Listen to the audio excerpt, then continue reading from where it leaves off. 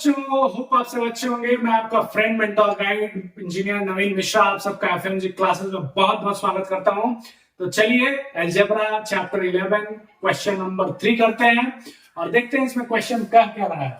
तो चलिए क्वेश्चन बताइए, आप क्या कह रहा है, देखिए पढ़िए। Cadets are marching in a parade. Oh, cadets समझ नहीं आ रहा सर, कैडेट्स होता क्या है? अरे कैडेट्स आप ही हैं। जैसे आप सुबह सुबह उठ के परेड करते हैं स्कूल में, पीटी 1 2 1 2।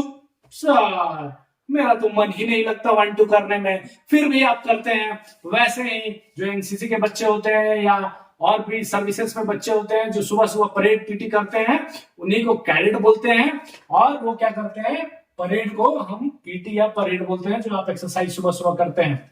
देयर आर 5 कैडेट्स इन ए रो। एक रो में कितने बच्चे खड़े हैं? अच्छा देखिए, रो मतलब क्या होता है? एक लाइन।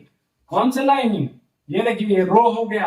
अगर मैं ऐसे सजा दूं तो उसको हम कॉलम बोलते हैं।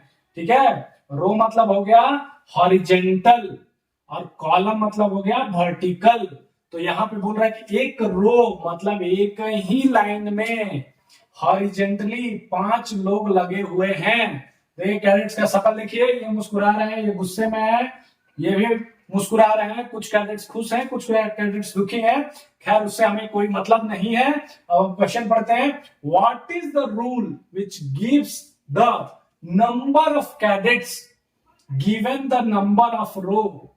अच्छा, नंबर ऑफ कैडेट्स, ये इनको हम अगर इन नंबर ऑफ रो में बैठाते हैं तो हमें क्या पैटर्न मिलेगा? इसका पूछने का मतलब है कि वो रूल क्या बनेगा जब आप एक रो में 5 कैडेट को बैठा रहे हैं। फिर दूसरी रो में देखिए, फिर से यहाँ पे आ जाएंगे 5 कैडेट। ये हो गया चिंटू, बंटी, कैंडी, राम लोचन, श्याम लोचन, ये 5 फिर से आ गए।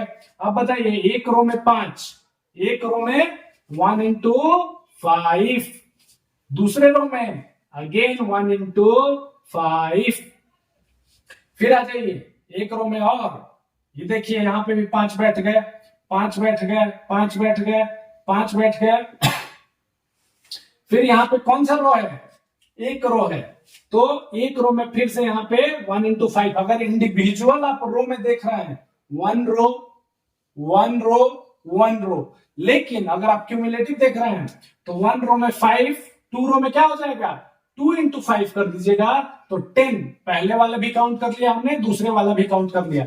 मैंने यहाँ 1 into 5 किस लिए दिया है? सिर्फ एक इंडिविजुअल रो के लिए। लेकिन जब हम कम्युलेटिव तीनों के लिए बात करेंगे तो 3 into 5 हो जाएगा। फिर आ जाइए चौथे रो में, तो क्या हो जाएगा वैसे ही? 4 into 5। तो आप एक पैटर्न देख रहे हैं, 1 2 3 4, लेकिन इधर 5 क्या है? फिक्स है। इधर 5 क्या है? फिक्स है। तो क्या आप जब n रो में आइएगा, रो नंबर n में आइएगा, तो आप क्या लिखिएगा? n into 5, जिसको आप क्या पढ़ेंगे? 5n। क्या पढ़ेंगे? 5n। देखिए मैंने लास्ट क्लास में भी आपको बताया था कि आपको जब भी रूल पूछा जाए, रूल, ये आप ट्रिक है, आप याद कर लीजिए या समझ लीजिए इसे, कि ये एक रूल है कि जब भी आपको पैटर्न के बारे में पूछा जाए तो सिर्फ आप एक के बारे में जानिए कि एक लेटर को बनाने में, एक रो को बनाने में, एक कॉलम को बनाने में, एक शेप को बनाने में कितना लग रहा है, मल्टीप्लाई कर दीजिए उसको n से, वो आपको रिजल्ट तक पहुंचा देगा।